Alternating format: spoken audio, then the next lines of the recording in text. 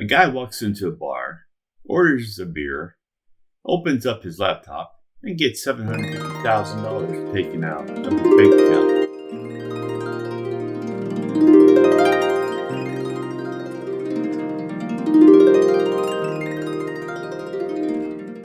How was it done? Well, when the police investigated, they were looking at three different scenarios. First, the guy walked into a bar and kept his credit card open to buy several drinks. Well, even though a lot of people will see that and order drinks off of the guy he knows that has his credit card open, and he gets charged a bunch of drinks. Well, it turns out that didn't happen. Now, or it was credit card fraud. Was it the bartender that stole the $750,000 out of his credit card? No, because it only had a $2,000 limit on it. So that wasn't it.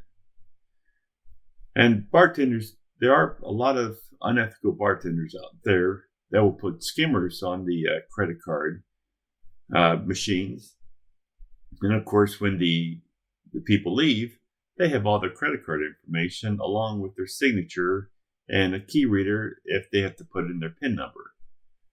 Well, it turns out the credit card machine didn't take $750,000, and so now the bar is off the hook. So how was it done? Well, it turns out that someone logged on to his account, his bank account, and stole the $750,000. Well, if it wasn't him, who was it? Well, here's another interesting piece of information. The bar doesn't have free Wi-Fi, but the salon next door did, as so they thought. The salon, turns out, it doesn't have free Wi-Fi. So how did the salon get in part of this investigation? Turns out a hacker, sitting in the corner of the bar, was using a pineapple and said salon free Wi-Fi.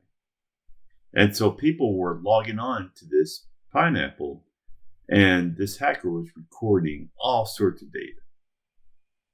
And of course, when the unsuspected, client came in, opened up his laptop, he also connected to it.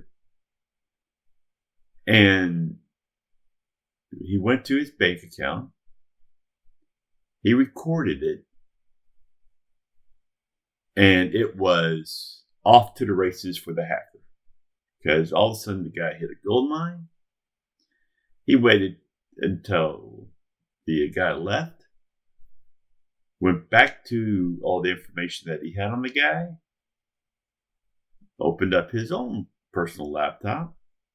But he stuck a VPN on it to make sure that, no one knew, where he was. Logged into the unsuspected client's bank account. Found out that there's $750,000 in savings account. So he just transferred all that money over to his own personal PayPal account. Of course, he did it under, fictitious information. And so even though they never found the hacker, he was able to replace his money.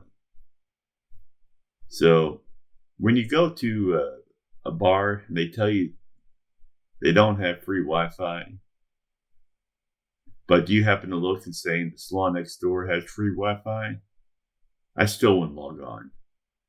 Either that, stick a VPN on your laptop first before you log on to anything. Everything has some sort of unencrypted program where you can capture those username passwords. In today's world, it's getting simpler and simpler, and theft is ramping rage, especially in this economy. So that's how it was done, and back to you.